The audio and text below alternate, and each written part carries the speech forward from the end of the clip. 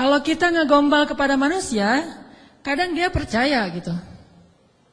Seorang suami ngegombal kepada istri, tulus nggak tulus dia nggak ngerti. Yang penting dia bahagia dengan kata-kata yang indah gitu. Bapak kamu titik kan gitu kan? Selalu kan bapak kamu kan ya. Standar gombal, raja gombal di TV. Bapak kamu tukang parkir ya gitu. Kok tahu? Pasti gitu tuh. Ya soalnya dia sudah memarkirkan hatiku kepadamu gitu. Cewek mungkin gak percaya kali, cuman dia senang aja dengan kata-kata kayak gitu kan. Atau mungkin ada juga yang percaya karena dia ngelihat kita kayaknya wajahnya wajah polos, gak ada wajah tampang-tampang pembohong, apalagi playboy gitu ya. Wajahnya polos banget, ada jenggotnya gitu ya, insya Allah jujur kan. Asarus sujud, wah Masya Allah. Bisa jadi kita cuma ngegombal, tapi dia gak tahu, karena manusia itu tidak tahu isi hati. Tapi kalau Allah Subhanahu wa taala, A'udzu billahi minasy syaithanir rajim. Wa asirru qawlakum aw ijharu bih innahu alimun bidzatis sudur. Kan? Gimana kita mau gombal kepada Allah? Wa asirru qawlakum, kalian sembunyikan kata-kata kalian di dalam hati maksudnya. Awi jaharu bih, atau kalian tampakkan, kita ucapkan dengan lisan. Innahu alimun bidzatis sudur. Allah Maha tahu apa yang ada di dalam hati. Jadi nggak akan berhasil ngegombalin Allah tuh nggak akan berhasil. Kalau kita nggak jujur dengan lisan kita yang sesuai dengan hati kita, itu nggak akan terjadi keajaiban dalam hidup kita. Inilah realitas dari hubungan kita dengan Allah. Makanya Allah sering bilang ke kita seolah-olah, kok gitu? Barusan kamu bilang hasbiyallah, cukup bagi saya Allah. Tapi kok nggak cukup kalimat Allah itu menggetarkan hati? Padahal kalau orang bilang hasbiyallah, cukup bagi saya Allah, pas disebut nama Allah, udah selesai masalah dia gitu. Contoh, ada musibah. Terus temannya bilang, tenang, ntar Allah ganti dengan yang lebih baik. Kan disebutkan nama Allah, tenang, ntar Allah ganti dengan yang lebih baik. Oh ini ada doa nih, wakhluf li khairam minha, ya Allah beri saya ganti yang lebih baik. Apakah kata-kata ini cukup buat kita sehingga kita tenang? Sehingga kita tidak lagi terus-terusan dalam keputusasaan terhadap musibah-musibah yang kita hadapi. Kalau enggak, berarti kita gombal mengatakan hasbiyallah. Katanya hasbiyallah, kok enggak cukup sih Allah buat kita? Padahal Allah berfirman di dalam Al-Quran, innamal mu'minun, orang mukmin yang sebenarnya. Innamal mu'minuna alladzina idza dzukirallahu wajilat qulubuhum. Kalau disebut nama Allah hatinya gemetar. Maksudnya ngerespon gitu di dalam hati. Jadi mantap imannya, jadi mantap keyakinannya, jadi mantap tawakalnya kepada Allah Subhanahu wa taala. Benar enggak sih hasbiyallah? Coba. Kalau lagi bete, lagi ilfil, lagi nggak mood aja nih, lagi sedih, lagi galau berat. Yang buat bete, ilfil, galau berat kita itu reda apa? Jujur ya. Apakah sholat? Apakah jalan-jalan? Apakah makan-makan enak? Apakah main game? Apakah dengar musik? Apakah nonton film yang baru keluar? Mana yang paling gampang buat bete kita hilang? Itu jujurnya tuh. Kalau misalnya kita lagi bete, wudu, salat, Allah Akbar, selesai salat, hilang tuh bete. Berarti benar, hasbunallah, hasbiyallah. Tapi kenyataannya termasuk saya nih, gak gitu-gitu amat. Begitu ada masalah, salat. Begitu selesai salat, ini nonton di mana ya? Sama aja kan? Sholat sih, cuman habis sholat ternyata belum cukup, belum hilang juga nih. Saya udah sholat, saya udah zikir, saya udah doa, saya udah tilawah Al-Quran, saya malah udah tahajud, udah puasa, tapi belum hilang juga, masih ilfil banget nih.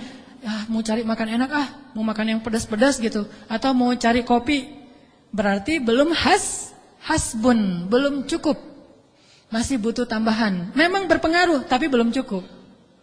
Salat ya menenangkan, cuma belum bisa menyelesaikan masalah. Berarti kita masih gombal dalam zikir kita. Makanya Allah bilang, kok gitu? Katanya saya cukup buat kamu. Kok kamu masih mencari solusi yang lain setelah saya? Kok kamu masih menyekutukan saya dalam mencari jalan keluar terhadap masalah-masalah kamu? Berarti kamu tuh gak benar ngomongin hasbi Allah. Orang yang benar-benar mengatakan hasbi Allah tuh kayak Ibrahim tuh. Ketika dia masuk ke dalam api, dilemparkan ke dalam bara api, tiba-tiba Jibril datang kepada Ibrahim mengatakan, "Ya Ibrahim, alaka hajah? Apakah kamu punya sesuatu yang kamu butuhkan? Sal, tu'ta, minta kepada saya nanti saya akan kabulkan." Kata Jibril. Apa kata Ibrahim? "Amma ilaik fala." Kepada kamu? Enggak. Saya tidak butuh siapapun. Hasbiyallah wa ni'mal wakil. Baru Allah padamkan tuh api, keajaiban. Kenapa kita mengucapkan banyak kalimat zikir tapi tidak terjadi keajaiban-keajaiban dalam hidup kita? Mungkin kalimat kita itu belum jujur, belum sesuai dengan hati kita dan realitas kehidupan kita. Makanya zikir kita itu belum powerful. Harusnya zikir yang powerful itu begitu kita bilang hasbi Allah, api padam. Jadi kalau ada kebakaran, hasbi Allah, gak butuh telepon pemadam kebakaran, selesai sudah. Kenapa kita telepon pemadam kebakaran? Karena kita belum hasbi Allah secara jujur. Ini benar nih, walaupun agak-agak, contohnya agak-agak lebay mungkin ya, tapi benar loh. Kenapa kita ketika nggak usah api yang membakar rumah lah, nggak usah kebakaran, hal sepele aja, masalah perasaan, masalah lapar. Bukankah Nabi mengatakan nanti makanan orang di akhir zaman adalah kalimat la ilaha illallah? Ini makanan orang di akhir zaman. Ketika muncul Dajjal, makanan kaum muslimin itu adalah la ilaha illallah. Begitu bilang la ilaha illallah, kenyang. Itulah orang yang selamat di masa Dajjal. Kira-kira kalau sekarang Dajjal keluar, kita selamat enggak? Cari tahunya gimana? Kalau teman-teman lapar, coba bilang la ilaha illallah. Lapar masih lapar atau udah kenyang? Pasti masih lapar ya. Karena kita enggak menganggap Allah segalanya, hasbi Allah. Tapi nanti di akhir zaman, ketika Dajjal muncul, Nabi mengatakan makanan mereka pada saat itu adalah zikir subhanallah, alhamdulillah, Allahu akbar, la ilaha illallah. Itulah makanan mereka. Begitu mereka bilang subhanallah, la haula wala quwata illa billah, langsung kenyang. Anaknya bilang, "Pa, lapar." Bilang la haula wala quwata illa billah. La haula wala quwata illa billah, gimana? Udah kenyang. Ya itu. Itu benar-benar umat akhir zaman banget tuh. Kalau kita kayaknya bukan umat akhir zaman. Umat zaman edan. Kita ucapin la ilaha illallah masih lapar, salat masih galau, udah zikir sekian ribu masih sedih, masih sakit hati. Kenapa? Karena kalimat kita itu belum jujur. Kok gitu kalimat kamu, kata Allah kepada kita? Karena Allah tahu isi hati kita. Wa asirru qawlakum aw jaharu bi innahu alimun bidzatis sudur. Seandainya kita jujur, Allah akan tunjukkan keajaiban yang luar biasa loh dalam hidup kita. Wa aufu bi'ahdi ufi bi'ahdikum wa iyaya farhabun. Kata Allah, jujur, tunaikan janjimu kepadaku, aku pasti akan tunaikan janjiku kepadamu, dan kepadakulah kalian akan lari. Maksudnya, kepada Allah kita meminta pertolongan. Jadi kalau kita jujur sama Allah, Allah akan jujur sama kita. Kalau kita benar-benar mengatakan itu dengan yakin, Allah tidak akan mengecewakan kita sama sekali. Keajaiban itu akan terjadi dalam hidup kita. Sangat mudah urusan kita. Saya sendiri sering membuktikan ini, dan sering benar. Kalau ada yang keliru, itu karena saya masih belum baik imannya. Misalnya, contoh sederhana mau ceramah. Ceramah yang menurut saya paling beban adalah di sini. Di depan teman-teman semuanya. Kenapa? Karena saya selalu berharap ceramah sederhana saya itu benar-benar bisa menjadi suatu kebaikan yang bisa dibawa pulang oleh teman-teman sekalian. Pengen banget tidak mengecewakan. Jadi saya bukan perform untuk menghibur, tapi perform untuk memberi sesuatu yang kita cari bersama kan. Kita cari ilmu, kita cari iman, kita pengen datang ke majelis taklim itu pengen tajdidul iman, memperbaharui iman. Maksudnya pulang dari sini tambah yakin pengennya kan gitu ya. Pulang dari sini tambah semangat beramal soleh. Pulang dari sini semakin yakin untuk bergantung kepada Allah. Itu membuat saya terbeban. Ya Allah, jangan sampai penampilan saya buat mereka kecewa. Bukan karena pengen dielu-elukan ustadznya keren atau apa. Enggak. Biar mereka tidak sia-sia waktunya datang ke sini. Terus gimana caranya? Saya akan berzikir. Salah satu zikir yang selalu saya baca. Rabbi syrahli sadri. Wa yassirli amri. Wahlul uqdatam min lisani. Dan wahlul uqdatam min lisani saya ulang berkali-kali. Kenapa? Saya khawatir saya tidak menyampaikan sesuatu dengan jelas dan baik sehingga teman-teman tidak memahami. Wa yassirli amri wahlul uqdatam min lisani yafqahuna qauli. Dan ternyata setelah membaca ayat atau zikir ini, Allah seperti memudahkan. Muncul terus saja materinya itu yang dulu udah lama dibaca, muncul lagi. Dan itu enggak dikonsep. Teman-teman bisa nanya kepada orang-orang dekat saya, teman atau istri saya jarang konsep materi ini, malam ini mau bahas ini, terus nyusun dulu, apalagi buat slide, itu bukan saya banget lah. Modalnya tuh benar-benar, saya mengonsep materi, mencari bahan, itu ketika saya di Mesir dulu, itu masa-masa mencari bahan, sekarang bukan masa mencari bahan, masa memahami realitas untuk menawarkan bahan ini loh. Dulu di Mesir nyari bahan baca dengerin terus saja selama 6 tahun. Sekarang diingat-ingat yang mana ya, yang ini. Oh ya sampein. Artinya doa Rabbi syrahli sadri itu benar-benar memudahkan urusan. Termasuk kalau misalnya kita lagi ada masalah sama seseorang. Kita doa ya Rabbi mudahkan urusan saya. Mudah enggak? Kalau kurang mudah, berarti kita belum benar-benar jujur dalam kalimat kita kepada Allah. Jujur gimana? Kita yakin enggak sih Allah yang memudahkan urusan kita? Kalau kita yakin banget, Allah akan tunjukkan keajaiban yang luar biasa. Seperti cerita kemarin tuh. 2 orang yang saling berhutang kan? Yang satu memberi hutang dan bertanya, siapa saksinya? Kata yang berhutang, Allah saksinya, boleh enggak? Kata yang memberi hutang, oh boleh, Allah itu sebaik-baik saksi dan itu jujur, yakin gitu. Coba kalau kita lakukan itu sekarang, mungkin kita akan dikhianatin, akan dirugiin sama banyak orang. Kenapa? Karena enggak yakin banget kepada Allah SWT. Masih ada sedikit setitik ragu. Ntar kalau dia bohong gimana? Bukankah ada Allah?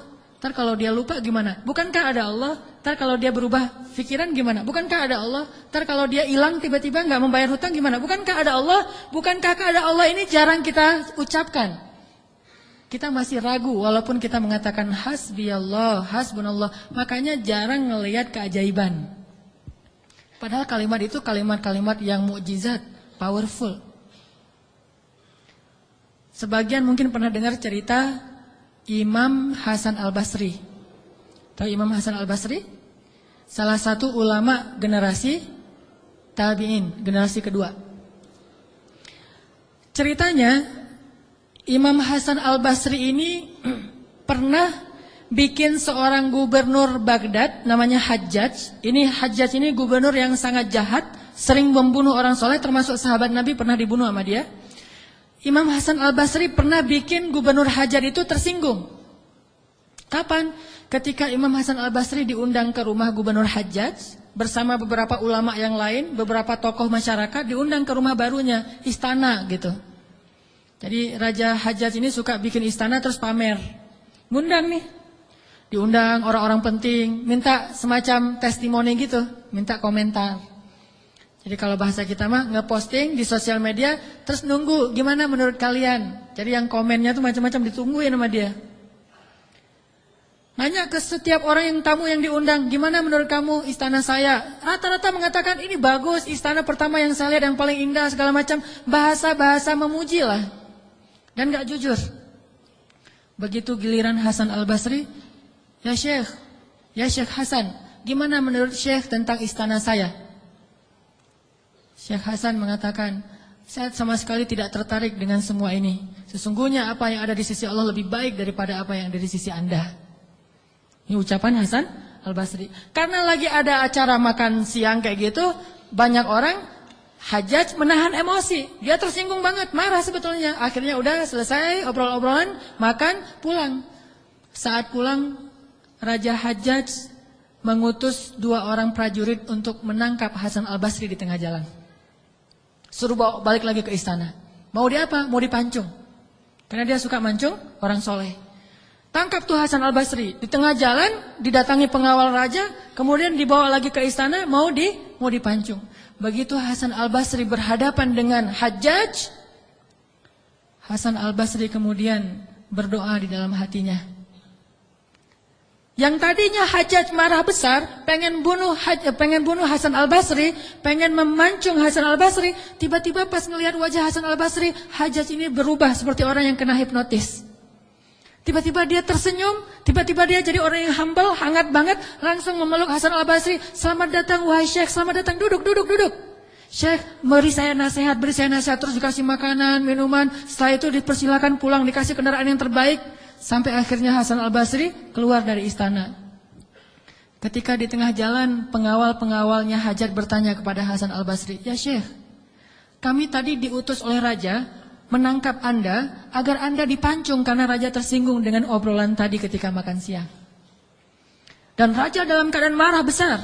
Tapi begitu bertemu dengan Anda, tiba-tiba dia berubah, jadi baik, jadi kasih sayang, jadi luluh, emosinya jadi reda. Apa yang Anda lakukan kepada dia? Apakah Anda punya sihir?" Kata pengawal. Kata Hasan Al-Basri, "Saya tidak pakai sihir." "Terus apa?" "Saya sebelum bertemu dengan Hajjaj, tadi saya berdoa." Apa doanya? "Ya Rabbi, Engkaulah yang menggenggam hidupku. Kepadamulah aku berserah. Ya Rabbi, padamkanlah amarah di hati Hajjaj sehingga aku selamat sebagaimana Engkau mendinginkan api kepada Ibrahim sehingga dia selamat." Ini yang dibaca oleh Hasan Al-Basri. "Ya Allah, padamkanlah amarah di hati Hajjaj sehingga aku selamat dari kezalimannya sebagaimana Engkau menyelamatkan Ibrahim dari api yang panas." Tiba-tiba Allah padamkan marahnya. Ini namanya zikir, doa powerful. Kenapa? Karena hati Hasan Al-Basri itu benar-benar bergantung kepada Allah itu 100%, enggak ragu sama sekali. Gimana pun pengawalnya banyak, tidak membuat dia ragu kepada Allah. Allah lebih besar. Gimana pun kuatnya Hajjaj, tidak ragu kepada Allah. Allah maha kuat. Sehingga kalimat yang sesuai dengan hati, Allah tunjukkanlah keajaiban kepada Hasan Al-Basri. Langsung luluh, langsung berubah dari marah menjadi sayang kepada Hasan Al-Basri. Kenapa kita jarang melihat keajaiban? Karena ucapan kita itu belum selaras dengan hati kita. Gak yakin-yakin amat sama Allah. Sering bilang la haula wala quwata illa billah, tapi kita masih yakin ada kekuatan lain yang mempengaruhi hidup kita. Padahal kata Nabi kepada Ibnu Abbas, kalau semua orang berkumpul dan ingin menolong kamu, mereka tidak dapat menolong kamu kecuali dengan seizin Allah. Kalau mereka semua berkumpul ingin mencelakai kamu, mereka tidak bisa mencelakai kamu kecuali dengan ketetapan Allah. Allah, Allah, Allah, di tangannya lah segala kebaikan, di tangannya lah segala kerajaan. Tabarakalladzi biyadihil mulk wa huwa ala kulli syai'in qadir. Percaya enggak kita dengan ayat itu? Jawab dengan hati kita masing-masing. Kalau kita percaya, baru terjadi keajaiban dalam hati kita. Pernah menghadapi orang marah? Pernah? Sering kan? Siapa yang marah? Istri. Tahu gimana kalau istri lagi marah? Oh, belum tahu ya. Ya udah deh, ganti contoh. Orang tua deh, orang tua.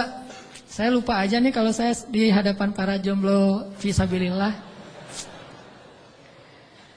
Kalau istri lagi marah, padamkan marahnya itu bukan dengan hadiah dunia dulu. Itu buat kita ragu sama Allah dan mengandalkan materi. Pas marah, tunjukin. Mau ke Lombok, Bali, Jogja, atau Maldives. Pasti dia pilih Maldives tuh. Pas dia pilih Maldives, kita nangis. Kenapa? Dananya gak cukup. Makin marah dia tuh.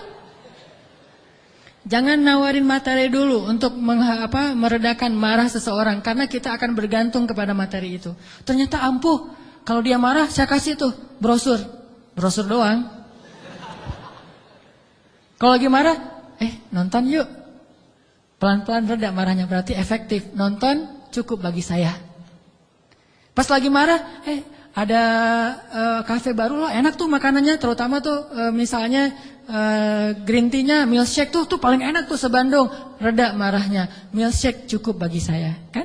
Bukan hasbiyallah, hasbiya milkshake. Kenapa bisa gitu? Karena ketika kita mau meredakan marah seseorang itu kita menggunakan materi. Atau menggunakan bahasa-bahasa ngegoda, ngerayu, gombal tadi. Tapi kan lama-lama agak-agak habis juga ya bahan menggombal ya.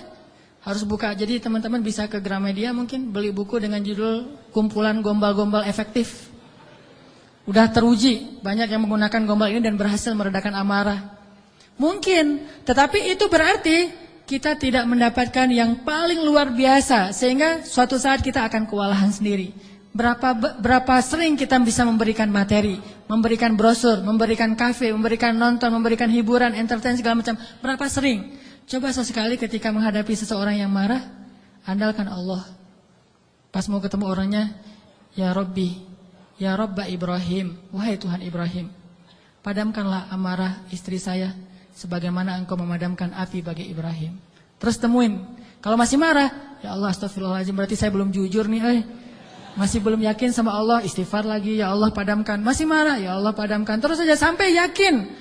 Kalau kita yakin itu berubah loh, benar-benar berubah. Kalau enggak bisa langsung, bertahap, tergantung iman. Ada orang yang imannya baru redam amarah seseorang itu 1 jam, berarti imannya iman 1 jam.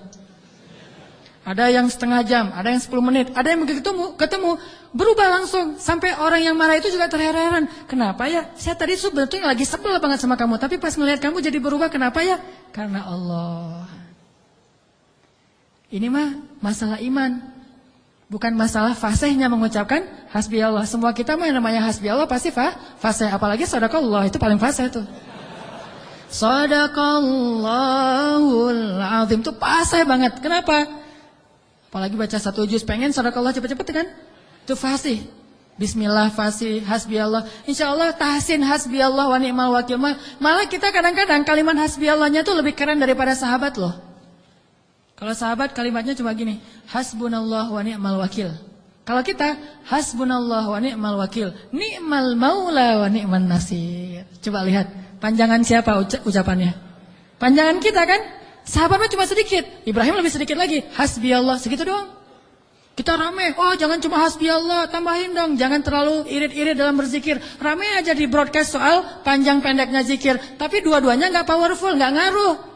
Yang bilang hasbiyallah wa ni'mal wakil sama aja. Yang bilang hasbiyallah wa ni'mal wakil, ni'mal maula wa ni'man nasir. Diulang 33 kali. Tapi gak ngaruh, kenapa? Karena gak jujur. Hanya fasih di lisan, tetapi tidak fasih di hati. Harusnya kayak Imam Hasan Al-Basri. Begitu dia katakan demikian, doanya langsung berubah. Termasuk doa tadi, Allahumma ajurni fi musibati wa akhluf li khairan minha. Ya Allah, beri saya pahala dalam musibah saya, beri saya ganti yang lebih baik. Selama apa sih Allah kasih kita ganti? Di situ kita bisa mengukur keimanan kita. Kalau begitu kita berdoa langsung dapat ganti, itu imannya ajaib tuh. Kalau kita berdoa tunggu gantinya sebulan kemudian, itu imannya standar. Kalau kita udah berdoa tapi nggak diganti-ganti, berarti kita bermasalah. Gak yakin-yakin amat sama Allah. Pengen gak begitu berdoa langsung Allah menunjukkan keajaiban? Kita pengen aja gak berani ya, karena kita gak percaya bisa. Kita mau mengatakan pengen, itu aja kita gak berani karena menganggap itu gak realistis. Masa sih bisa? Bisa kalau kita yakin kepada Allah. Kalau kita gak yakin, kalau kita bilang gak bisa, kalau kita ragu bahwa Allah bisa menunjukkan ajaib kepada kita dalam hitungan detik, terus kemana kalimat kun fayakun? Masalahnya kita nggak yakin untuk bilang pengen, begitu doa langsung Allah kabulkan. Itu aja kita ragu. Kenapa? Kita nggak percaya itu bisa terjadi dalam hitungan simsalabin abrakadabra. Kita nggak percaya itu bisa terjadi dalam satu kalimat kun. Makanya tidak ada kun dalam hidup kita. Gimana caranya? Belajar yakin kepada Allah seutuh-utuhnya. Masih ingat juga dengan kisah seorang bapak datang kepada Rasulullah curhat dan minta tolong. Dia bilang, "Ya Rasulullah, putra saya ditawan oleh musuh dan mereka meminta tebusan 100 dinar. Kalau saya nggak ngasih uang 100 dinar, putra saya akan dipenggal, akan dibunuh ya Rasulullah. Sedangkan saya orang miskin, jangankan 100 dinar, 100 dinar itu mungkin sekarang sekitar 250 juta. Mahal, saya nggak punya uang sebesar itu ya Rasulullah, untuk makan aja susah, terus gimana ini ya Rasul?" Waktu itu Rasulullah juga nggak punya apa-apa untuk diberi. Sahabat-sahabat banyak yang keluar negeri untuk berdakwah, sehingga orang-orang kaya kayak Utsman, Abdurrahman lagi nggak ada. Terus nolongnya gimana nih? Nabi kasih satu zikir. Kata Nabi, "Pak, banyak-banyak mengatakan la haula wala quwata illa billah." Bapak percaya? Oh percaya ya Rasulullah. Pulang dia tuh.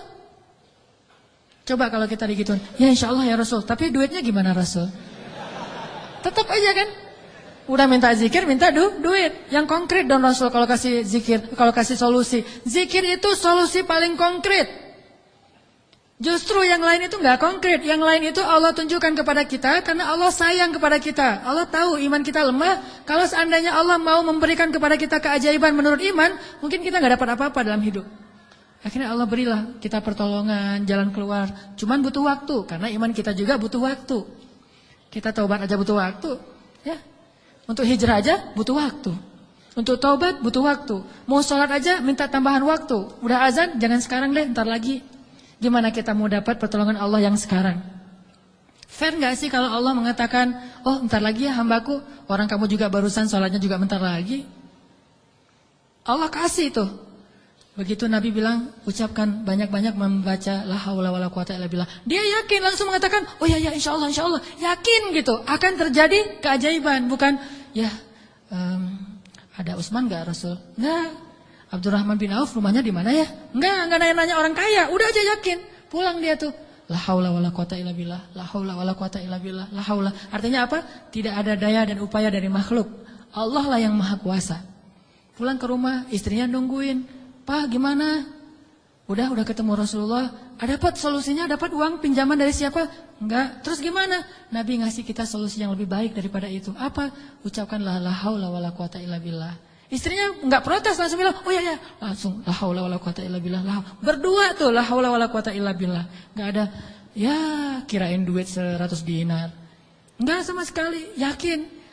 Begitu malam, sepanjang siang mereka la haula wala quwata illa billah, malam hari tiba-tiba putranya pulang.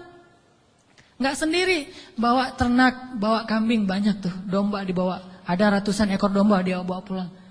Di luar rame apa nih apa? Ada domba, siapa? Oh putra kita, Masya Allah. Pelukan, kangen gitu ya. "Kamu gimana bisa selamat?" Kata putranya, "Wahai ayah, ada keajaiban. Tadi, tiba-tiba ketika saya sedang diikat dan besok mau dipenggal, pengawal-pengawal saya itu tiba-tiba pada ngantuk, tertidur. Dan tiba-tiba ikatan saya menjadi longgar sehingga saya bisa melepaskan diri. Dan bahkan ketika saya mau pergi, saya kepikiran kenapa saya nggak bawa domba-domba aja sebagai ghanimah. Domba 100 ekor kira-kira berisik nggak sih? 100 ekor domba berisik nggak? Berisik kan? Berisik banget kan? Tapi seberisik itu orang yang ngawal dia tuh nggak bangun loh. Allah udah tutup telinga dan penglihatan mereka. Mereka nggak bangun sama sekali di bawah. Dan untuk ngumpulin domba 100 ekor, kira-kira butuh berapa jam? Itu bukan kerjaan yang gampang. Ngumpulin 100 ekor, digiring ke satu arah, udah gitu berisik lagi. Ada yang domba yang lari ke sana, ditarik lagi. Namanya domba kan? Domba-domba yang tersesat gitu deh.